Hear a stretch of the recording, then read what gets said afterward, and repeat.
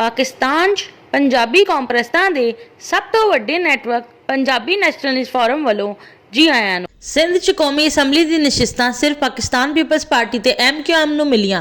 सिंध 'ਚ कौमी असैंबली दी 61 नशिस्तां ने, दीह सिंध 'ਚ कौमी असैंबली दी 37 नशिस्तां ने, कराची ते हैदराबाद 'ਚ कौमी असैंबली दी 24 नशिस्तां ने, दीह सिंध 'ਚ कौमी असैंबली दी 37 नशिस्तां पाकिस्तान पीपल्स पार्टी नूं मिलियां ने। कराची ते हैदराबाद 'ਚ कौमी असैंबली दी 24 नशिस्तां चों 17 नशिस्तां MQM नूं मिलियां ते 7 नशिस्तां पाकिस्तान पीपल्स पार्टी नूं मिलियां। सिंध 'ਚ कौमी असैंबली दी 61 नशिस्तां चों 44 नशिस्तां पाकिस्तान पीपल्स पार्टी नूं मिलियां ते 17 नशिस्तां MQM नूं मिलियां।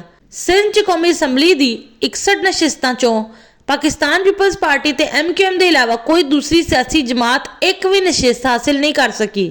कि सिंध 'ਚ इलैक्शन दे शफाफ होण नूं साबित करन दे लई जरूरी नहीं है कि पाकिस्तान पीपल्स पार्टी नूं मिलण वाली 44 कौमी असैंबली दी नशिस्तां चों 3 हलकियां दे वोट दोबारा गिणे जाण।